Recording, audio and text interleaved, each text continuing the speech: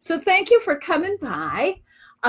It's really great to be together. We haven't had a Facebook Live with Linda for a month now. Over the last month, I've been teaching healing through the Akashic Records. It's a certification class based on my second book. So we just finished that. And so now my time's a little more freed up, so I can come here and we can connect. And I'm here to answer some of your questions if that's what you want. For those of you who don't know me, or if it's your first time here, I am Dr. Linda Howe. I am the leading international expert in the field of Akashic studies, using the Akashic record for personal growth and transformation. I have 3 wonderful books that, as far as I can tell, have really launched a movement. When my first book came out in 2009, there was nothing on the Akashic record. And now there's a lot. Some of it's really good. Some of it is such garbage. So I want you, when you're looking around, to find resources for your support on your journey. You want to take your common sense with you. And I know that if you use your head, you will be able to tell very quickly what's true and what's not, right? What's crazy and what's helpful. So I say that to you. Oh, Valerie Orsini is with us today. Great. So I thought we could do a couple of things today.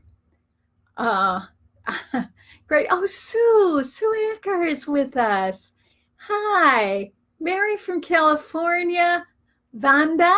Hello, Vanda. Sally. Hey, Sally. Good to see you. Welcome back. Thank you for your warm welcome to me as well. I appreciate that. So, I wanted to talk a little bit about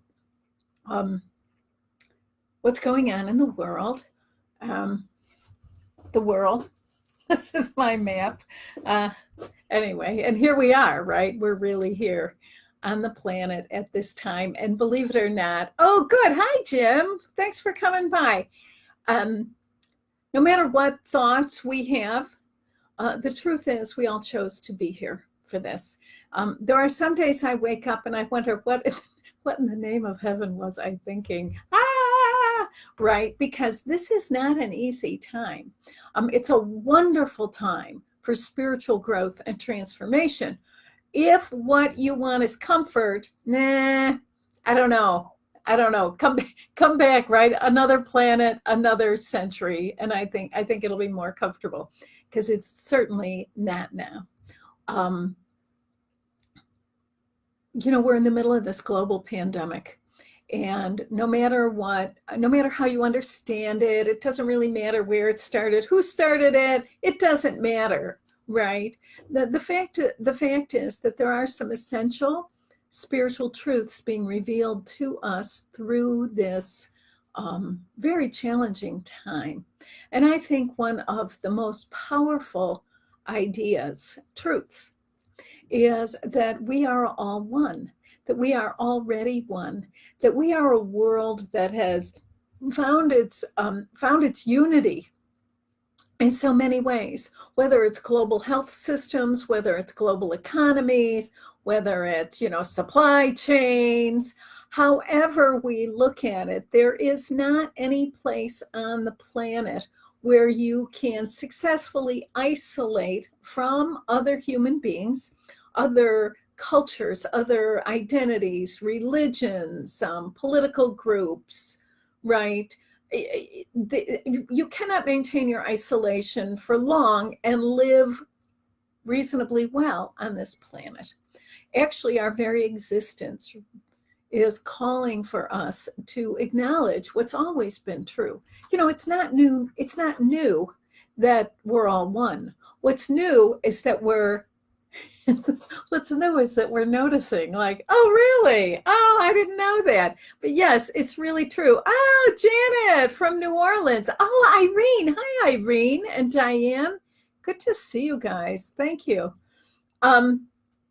So what's being revealed are truths that have always been so, right? And no matter how much carrying on is happening, right, we can keep coming back to a few things.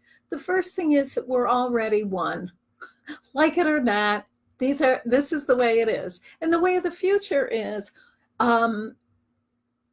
in order to move into the future with any kind of dignity, right, and sanity, we will have to move together, and we will find our harmony. We will find our harmony. It is our destiny as humans to find harmonious relations within ourselves, among ourselves, between us, and then among us all.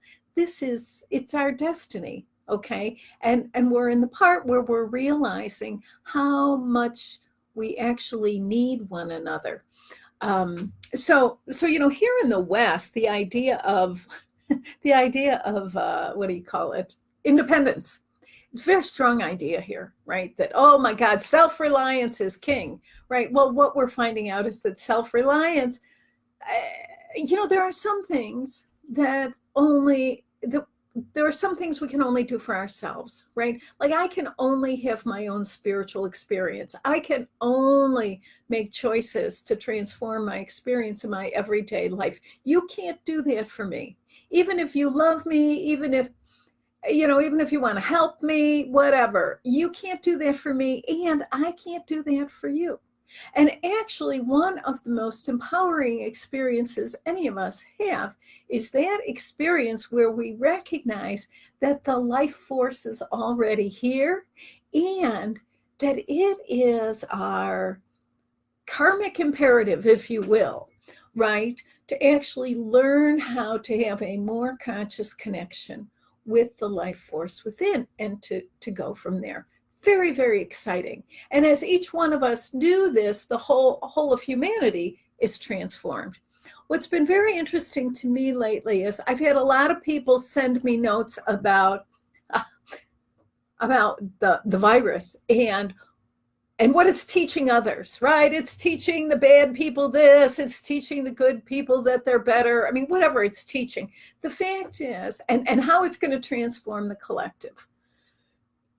So here's what I understand. There's no collective out there. The collective is made up of you and me and each one of us, like everybody on this call, right? Oh, my dear friend Dawn is with us, right? That there is no collective without you, without me, without each one of us individually taking responsibility for our own experience, making inspired choices, taking actions that really express the truth of our own soul. If this thing called the collective is going to change, that's how it happens. There's nothing outside of us that can, there's no group of people out there who are going to do anything, right? So I have found myself, because listen, I can really go there. I can go there with the best of them, especially if I'm standing in front of a television with a news station on. I can really carry on about what everybody else should do. And I've heard myself more than once, not my proudest, not my finest moments, right? And Miriam's with us. Hello, sweetheart. Oh, bonjour. And Diane, hi Diane. Anyway, in those moments, right, it occurs to me, there's nobody out there. The person who, if anybody should do anything, and should is a loaded word, we know that, it's me. So the question becomes, what can I do? Now listen, you'll have to bear with me in this age of immense confusion, terrible confusion.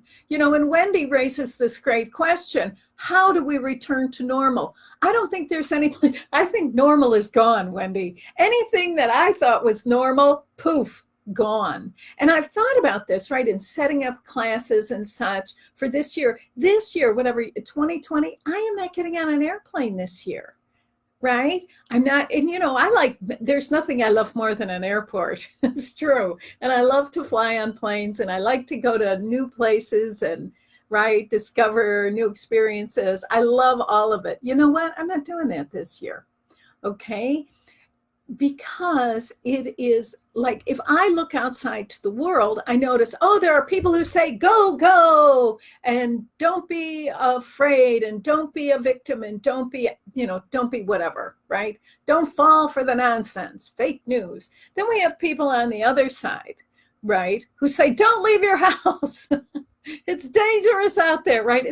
Anyway, it's terrible, right? It really is terrible. And then there are all the conspiracy theories. Who do we believe? Who do we trust? Right? This is a time frame, a sliver of time that is like we're sprouting conspiracy theories like every, it's like, and part of it is this deep human need, like, who can I blame? I am so fiercely uncomfortable. Who the heck can I blame? Right? It's the ultimate question. And I think someday, when we get to return, when we can start having large groups, we're going to get a football stadium.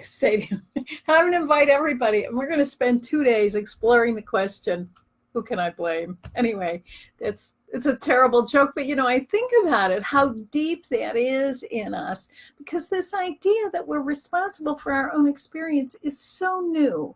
And it's not like our parents can help us with this. My parents couldn't. Like, to them, the idea of being personally responsible, no. Oh, Janet Joseph, hi, sweetheart. Oh, and Linda. Hi, Linda from Washington, D.C. Hey, you're a brave soul living there. Ah, Delphine from Manitoba. Thank you. Miriam, bonjour. Anyway, so Amy Mack, hi, sweetie. So here's the thing. In the midst of the confusion, and listen, I know a lot of these conspiracy theories, a lot of the craziness. No, I am not in my records. I cannot multitask, but I'll talk about that in a second. But here's the thing.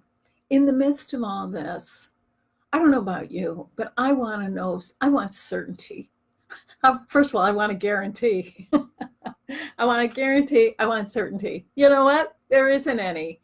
Where is the certainty? It's not outside. It's not outside of us. It's within. If there is certainty anywhere, it's within. It is the light within. It is the life force within. There is something in you, just as there is something in me, just as there is something in every person here today. There is something within you, so much greater than you are, that is causing your heart to beat, that is propelling your lungs, right, to expel the old and then to welcome the new. Your vital organs are working without your conscious command. There is something within you greater than you are, right? Sometimes we're aware of it, sometimes we're not, right? That is where the certainty needs to go, right? I can be certain that there is no virus, there is no conspiracy theory, there is no planetary human madness that can snuff out the light. That's the one thing I know. I'm not sure about a lot of other things, but I do know that, and I know that to be a fact.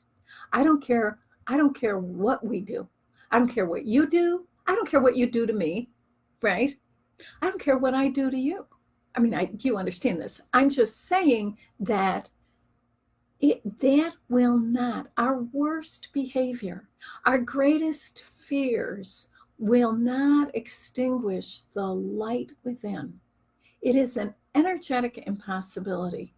And I believe that's what we're here to learn, especially while we're in this free fall of life as we know it, coming to a crazy transformation. Janet. Hi, Janet. Nice to see you. Yeah, Fiona. Good. Yes, I understand. Diane from New Brunswick. Richard. Hi, Richard. Thanks for coming. Marie. Oh, Marcy. Oh, Marcy from Texas. Yes. Eden from around the corner. Shipley from India. God, it's great to be with you guys. Oh, and there's more. Anyway, this is really great. Sandy, you've got it. Sense of security, right? Right? And it does come from within. But you know what? It's game on for anybody who's half awake in the middle of this crisis. Governments, I don't know about your government, but my government is in the trash. It's bad. It's as frightening as it is here. I bet it looks really crazy from the outside. Our governments are falling apart. Our religions, I mean, are they good? Yeah, they're good. They got us here. Can they take us into the future? I really don't know the answer to that. The way we interact with one another, the way we get our food, right? The kind of food we eat, the quality of food, the quality of the air, the environment, everything, our economies. I don't know. This is a roller coaster, right? And so we have to go, and we get to go within. What better place, right? So when the world goes nuts, we go within. Lori Beth, hi, I haven't seen you in a while. Tina, hi, sweetie. God, I feel like it's so good to see everybody. Josie, Sarah's from Elgin. Oh, Melissa, hi, sweetheart. From Connecticut. Thank you, Richard. Okay, good. Oh, Patricia Grigger. Oh, hi, from Chicago. Yes. And Colleen, thank you for coming. Anyway, so here's the other thing I just want to say about all of this is that in the midst of this, I don't know about you, but I like to project into the future. I do. I'm like, oh, what's going to be? How's it all going to go? I feel like if someone just would tell me it's going to be all right? As long as there's a happy ending, I'll be good, right? But the fact of the matter is, right now, we're not getting that. The issue is today, right? Now, listen, I know there are a lot of you who do like this mindfulness, which I actually think mindfulness it's brilliant. It's wonderful. It's wonderful. I can't take the pressure. The pressure of being in the moment. I'm like, oh my God, the moment. Oh, I missed it. And here comes the next one. There it goes. I mean, I drive myself nuts. But I can do a day. I can do a day. I can do half a day. The question is, can I trust in the goodness of life today? Like right now. Like you and I are together. And for me, this is a wonderful feeling. My sense of connection, my awareness that we're standing here together, right? Each one a point of light all over the globe. No matter what you're doing, no matter, right, if it's day, night, spring or fall, it just doesn't matter. Who you are is a point of light, and you and I are related. And we are all connected. And that to me, oh my God, it's like I can see this safety net. It's kind of like fiber optics, right? Of lights encompassing the world and everyone here. And that gives me a sense of security, certainty, peace, right? And promise, right? Promise of positive possibilities. The other question I just want to bring to you, because I've certainly had it in my face a lot over the last weeks, is that on a regular basis, I am certainly challenged by the question, what do I believe? I mean, listen, I know what I like to think I believe. I know all the right answers. I don't know about you guys. You guys do too, right? We're on the path. We're cool. We know the answers. But here's the question. What do I believe today? What do I expect? What do I know to be true? Is it possible that life is good? Is it possible that this whole, coronavirus mayhem, madness, that somehow this is for, that I can use this for my personal growth, for my personal benefit? If I believe in the fundamental goodness of life, then that becomes a possibility, right?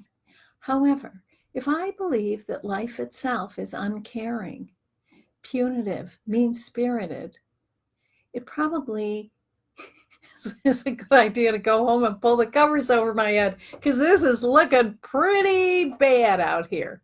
And I don't mean be Pollyanna and pretend. Pretending, there's nothing spiritual about pretending. You know, in this class I just taught, a student taught me about a great concept. It's and listen, it's something I just have heard for the first time. It's fascinating. It's called spiritual bypassing.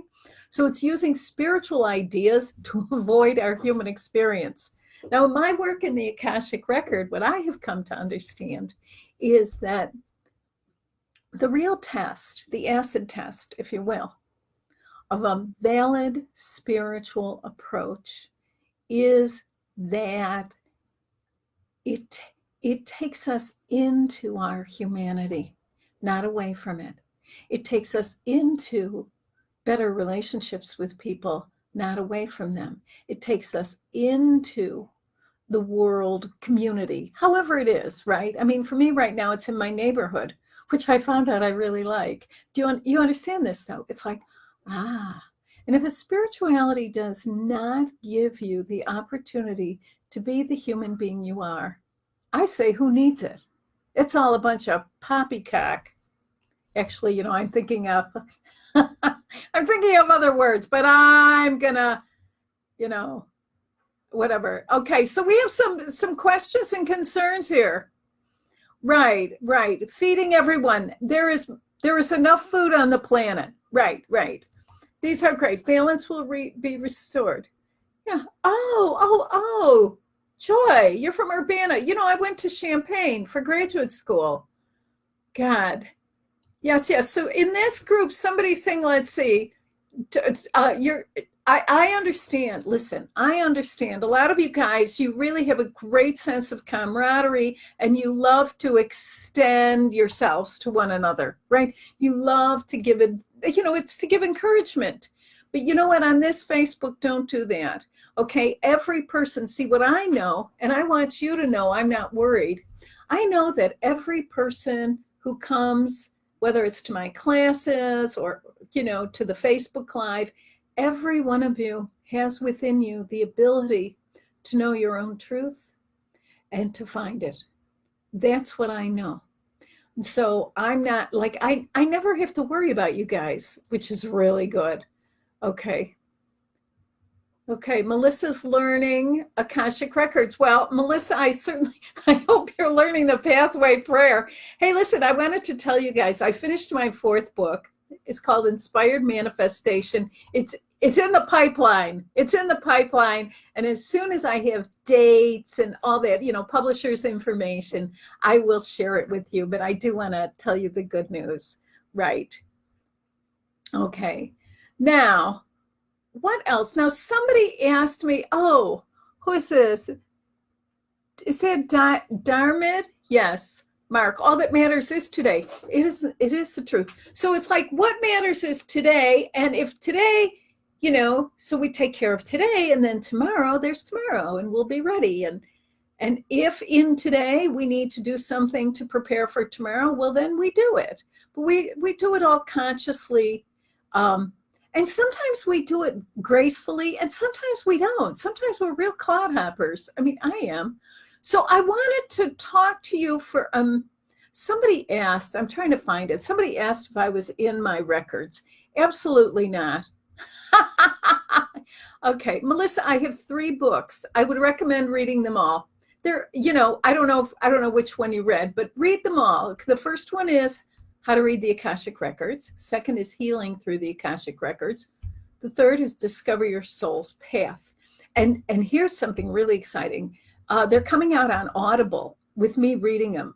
Okay, so make sure. So if you want the Audibles, you know, I don't know, get on my mailing list or something so that you get notified.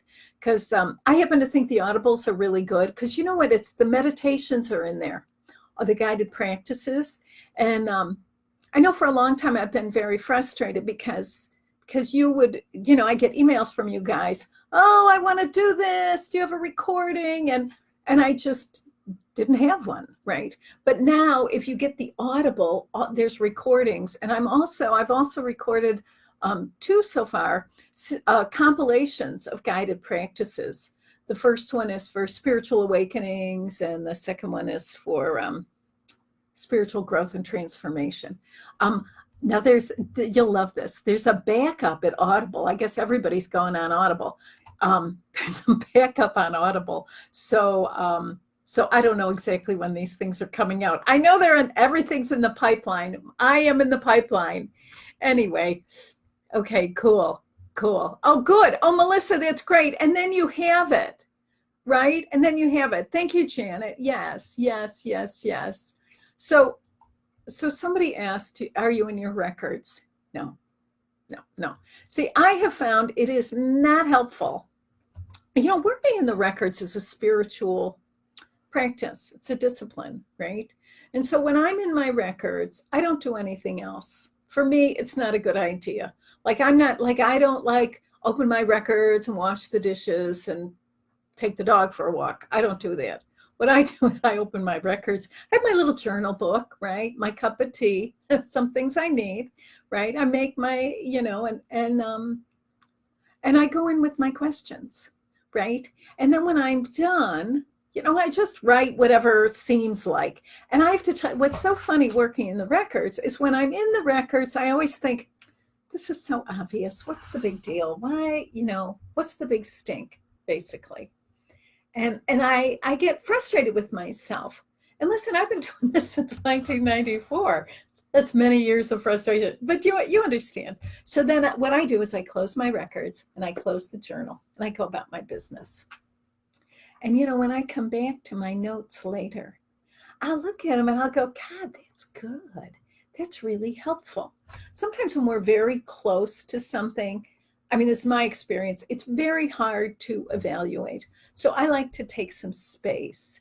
The other thing is that working in the records is a practice. It's a spiritual practice. So it's really pretty terrible for fortune telling, right? For divination, figuring out the future, not so good. But it's great to explore deep inner truths, motivations, understandings, right? And to really examine, right, the value of choices we made earlier, right, in other times and places, whether this life or other lifetime. So anyway, that's what, so no, I could not, oh, hey, thanks, Valerie. Cool. All right, now, good. Oh, yes. Oh, Tina, I'm glad that's helpful for you. I know. Oh, listen, this is Melissa. Melissa's raising a great question. Okay, why do I get for others, but not for myself? I know, isn't that funny? I just think that's a scream. It's so awful.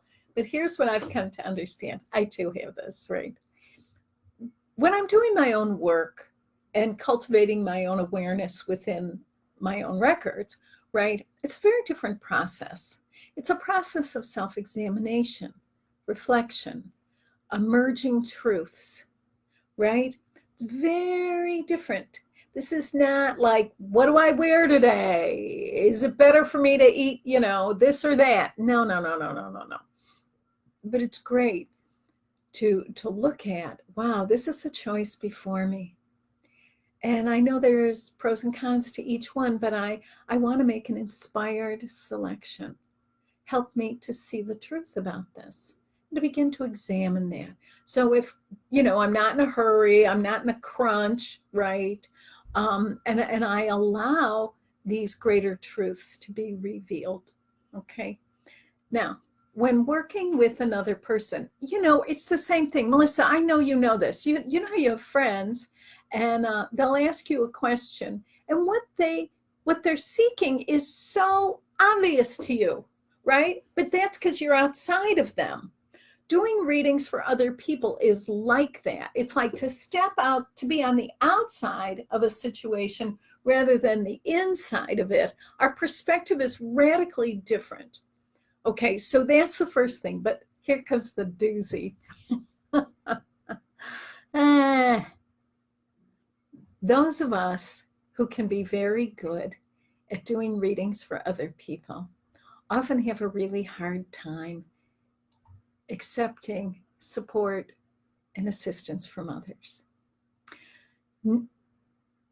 As a person who needs readings, periodically needs readings, it asks me to be humble, to recognize that I have both strengths and weaknesses, that I am just another human being out here in the sea of human beings, right? Bringing my strengths to the party and my vulnerabilities. And just because I can see the truth of your soul in the records doesn't mean that I don't need support too. Now, I'm not going to ask you for that support because it's not our relationship. I will go to the people who can support me, okay? Because that's how this works. We are all somewhere in this circle of life, right? Oh, good. Hey, Joy is with us. Records are like, it goes right through. That's very cool, Wendy. Yes. It goes up to today. Oh, Robin, hi, sweetie. How are you? Neetu is with us. Thank you. Jody Michael, hello. God, it's good to be with you guys. Anyway, so that's what I have at the moment. So I'm wondering, do you guys have questions? Questions about the records, questions about, obviously, listen, I live for questions. I really do. I love questions. So, oh my heavens. Can we bring our virtue from past life into this life? Yes, you already are, Neetu. You already are. You already are. But here's how this works. And then, Fiona, I'm going to get to you in a second. But here's what I want to say about this. So if we stand here in the present moment and we have this awareness, oh my God, in a past life, I was such a good person, right? Whatever kind of good person you were. And trust me, you didn't get to this life unless you were a good person a lot of the time. But here's the thing. The way to get to that, there's nowhere to go back to. What we want to do is open up, right, to what's the need of the moment. God, I wish I was more patient. My patience is like, listen, this is not my strong suit, right? So I'm in my records and I'm like, I'm really struggling with patience. Was I ever patient in a prior incarnation? Well, lo and behold, I have this awareness then of a person. Vague. We don't need all the details. You don't need all the details. But what I want is this sense like, oh, yes, there was a lifetime when I did have a mastery of patience, right? And so then what I do, and if you read in my first book, there's a whole section on past lives, but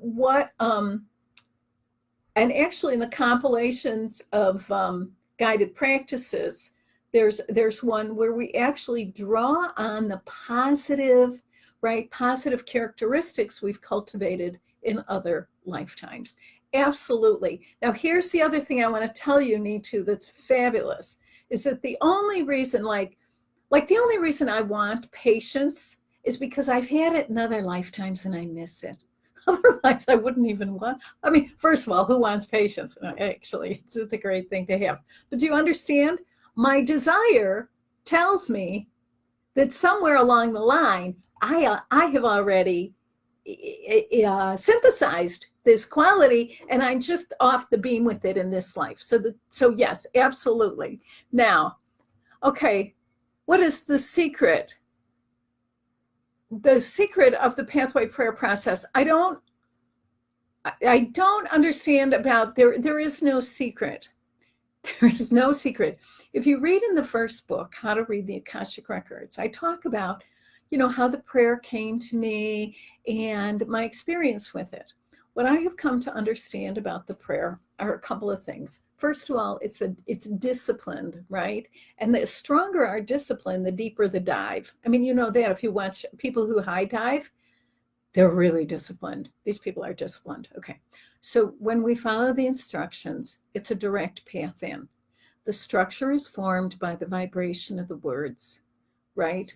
So you don't change the words or you won't get the same result. Okay. You just won't. And then you'll call me or you'll send me an email and say, I'm lost, but I won't know where you are. If you follow the directions, right, you're going to get where you need to go. The other thing is the pathway prayer process takes us into the heart of the record. as opposed to just like, the record, like some big giant cosmic to-do list, some mental list. It's not. It's into the heart of the record. And so there's human emotion there, right? And that's one of the things that's really, I think, quite beautiful. Okay. So listen, you don't have to charge money. People who do Akashic record readings, you don't have, nowhere is it written you have to charge money. If you want to charge money, charge money. If you don't want to charge money, don't charge money. Whatever you want to do. But if you need money and you don't want to, listen, if you need money, listen, life costs money. I understand this. You understand this. Life costs money. And if you need money, it is a good idea to go get a job that pays you money. Now, every individual has to find for themselves. Well, if you feel weird, if you're very uncomfortable collecting money for doing readings, don't collect money. Go get a job, right? Everything in the world, everything that there is to do is very spiritual. There is not one job on the planet that is not spiritual in nature. Because it takes all of us to make the world work. It takes all of us to do what we can to provide for ourselves and one another. Being able to provide in real human terms is a very high spiritual order. Okay. Other jobs, well, don't expect them. Jobs, listen, here's the thing, and I know this, Fiona, I've been here, right? Sometimes you just need to go make some money. Right? And it's very hard to be generous and kind and spiritually minded if you're worried about paying your bills. I mean, you could just kiss your good attitude up goodbye, right? So go get a job, but don't expect it. Yeah, it's just a job. Go have a nice day. Go help somebody else. Think of others and how you can be helpful to them. And then if you want to do readings, you'll have the energy for it, and it'll be very satisfying, and there won't be the pressure. Okay? Deirdre's with us. Oh, there we go. Let's see. Delphine is dreaming about money and babies. Well, great. Let me know how that goes. I don't know it doesn't mean anything. It means you want money and you probably want babies, honey. That's all. I mean, that's good, right? Arlette's with us? Great. Yes. Okay. Did you have a past life? Oh, so of course. Listen, Sally. Here's what I want to tell you. Okay. Cindy O'Donnell's with us. Okay. All right. Anybody who is interested in spiritual awakening has been in the awakening process for a while. There is no such thing as, it's my first lifetime. If it's your first lifetime, you're not going for Akashic record readings. You don't even know that I exist. You would not, you've got other stuff to do. You've got to figure out how to tie your shoes. You've got bigger fish to fry, and there has nothing to do with spiritual awakening as we know it. Okay, so yes, of course you've had other lifetimes, but here's the thing, Sally. Sometimes it is beneficial for us to have awareness of who we were in other times and places, some of the choices we made that are still affecting us to this day. Other times, it just doesn't matter. It just doesn't matter. Okay? If you need that awareness, it will be brought to you. This is what I really love about working in the records. When I first started working in the records in the mid-90s, we would open the records. I'd open your records and be like, avalanche of past lives. This past life, it was kind of like going through oh my God, how you open the closet and all your old clothes are in there and be like, no. So we go through and toss things out. But that actually got cleared up right in the general mind space, Akashic field, right? We kind of cleared that up. So now the only way past lives come into our awareness is when they are pertinent, when they are helpful, for us now as we are addressing life issues, whether we're trying to get away from trouble often, or we're trying to move toward our dream, right? Either way, we can stumble and need some help. But if you don't get any past lives, that means that you don't need it right now. That's all. The records, what I really like is they're not going to have, the records aren't going to bombard you with things you don't need. Okay. I mean, that's like, it doesn't make sense. All right. Now, I want to see somebody has Vonda is asking about anger. You're afraid to be angry. Well, that just means if you're afraid of it, that's all right. Okay, so here's my question, Vonda. Can you love yourself even though you're afraid of your anger? You're afraid of anger. Listen, I don't like anger. I don't like anger. I don't like fear. I don't like any negative. I really don't. I don't like them. But you know what? It's okay. You know, and what does it mean? It means you might have some strong anger inside of you. The question is, can you love yourself even though, first of all, even though you're afraid of anger? Of course you can. The only reason you're afraid of anger is you have a good reason. I know I don't know what your reason is, but anything that you're really afraid of, there's always a good reason for it. Even if you think, oh, it's just a general fear. Well, I don't think there is such thing as general fear. I think even a general fear comes from the time when, I don't know what happened. You know, it could have been anything from you were caught in a bad storm to you lost something important, you were afraid you were going to lose something important, you know. So give yourself a break, but begin with this. How do I love myself even though I'm really afraid of anger and don't want to look at it? Okay, lean into the awareness and release the fear. Okay, Nora, listen, that is a great idea and it probably works very well for you. Okay, thank you. Neetu has another question. Can you draw your soulmate with the help of the records? Listen, the records are not, the records are not, I don't know. First of all, they're not a dating service. They're not, sorry. But here's the thing. If you want a soulmate, so here's how to do that, okay? And set the records aside. I mean, you can open the records, ask for insight, guidance, and wisdom, okay? Keep in mind, the records are not a dating service, but here's the other thing. Okay, what you want, Neetu, is you have all this love inside of you and you want to share it, right? So here's how this goes. You get up today and you say to the universe, help me, right? Show me who I can love today. You want to start with who's in front of you, even though they might not be the most, I mean, this could be your family members, people you work with. You're like, oh, them. But see, you want to love your way to your mate, right? Love your way to your mate. Okay, let me know how that goes. Jody Michael, why do you think the universe, why do you think? So listen, the only reason we're on the same path, do you know why? Because we're on the same path, right? And it's a broad path. So like all of us are on this same path, but we're on different parts of it, right? And I'm on whatever part I'm on my part and you're on your part. And together we make this broad highway.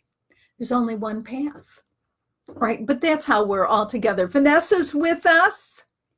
Yes. Thank you, Vanessa. Rachel's giving me a compliment. I have to read it. Okay. All right, cool. So Rachel has a spirit guide called Mary. That's very funny. Pushpa, hello, sweetie. How are you? All right, good. Emotions can be changed. Yes, but emotions change. Here's the thing. The law of emotion is emotions can be transformed, but first we have to accept them. Acceptance ignites release. Acceptance activates transformation.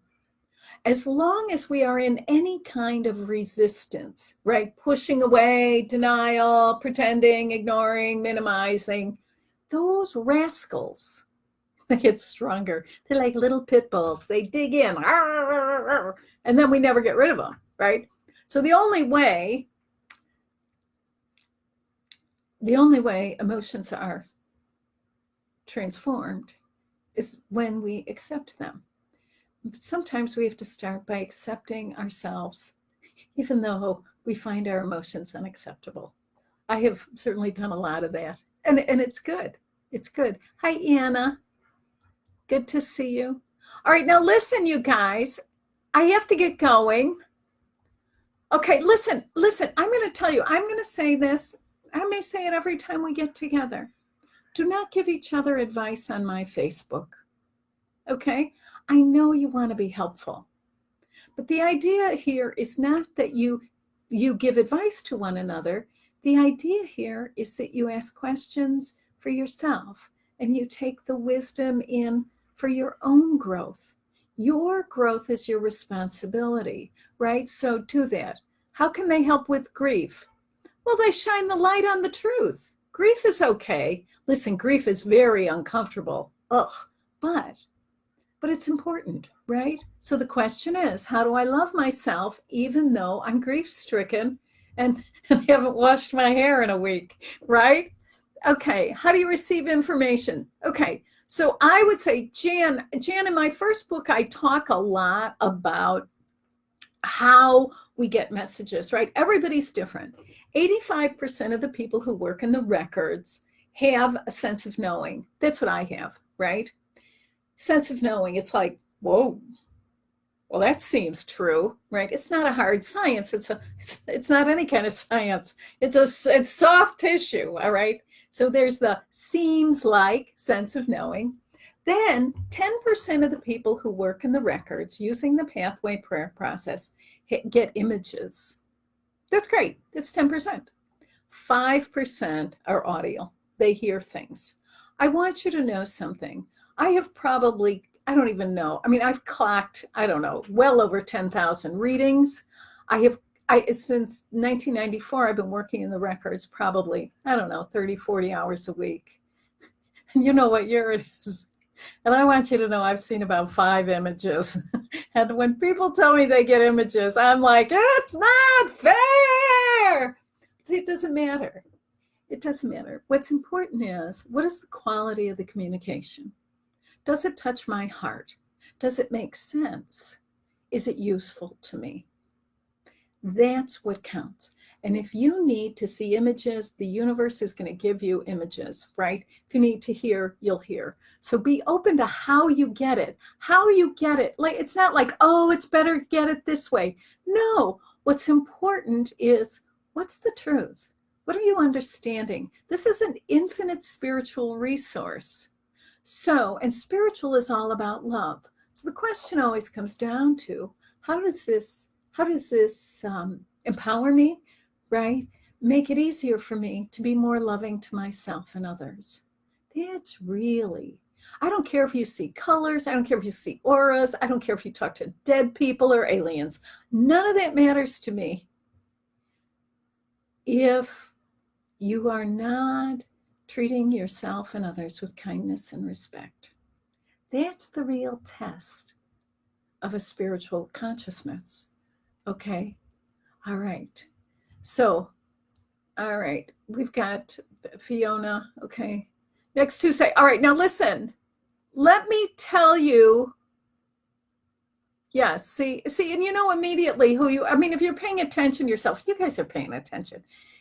You're like, oh, I get, so I like 99% of the time, maybe 98% of the time, right? I have sense of knowing. And every now and then I get an image that usually it takes me 5 years to figure out what it was. So it's not like I get an image and I'm like, oh, that's so cool. That's what this is. No, this is a spiritual practice. This is not entertaining. I mean, it's entertaining. It's what could be more fun, right, than spiritual awakening, especially with other cool people. But it's really about something greater than that. Okay. It's about who we're becoming. It's about the truth of who we have always been. And now, because all the old systems are crashing around us like crazy, we have a chance to become the people we actually already know that we are. And we have to find our way to do that. Okay, good. Yes. So here's the thing. When you're working with others, sometimes people talk a lot and sometimes they don't. And sometimes you can just say to someone, excuse me, I want to share this with you before any more time gets away. Right? That's all you have to do. And in the first book, I talk a lot about, if you look in the section on energy healing through the records, there's the 3-stage protocol. It's the power protocol for doing effective readings for yourself and others. We can talk about that next time. Now, listen, I want to tell you guys something. My schedule is full. I actually have a great schedule. I love my schedule. It's a little swollen. Okay, but here's what I want to tell you. The next time we're going to get together is Tuesday, June 16th. I'm looking at the calendar. Where is it? June 16th, Tuesday.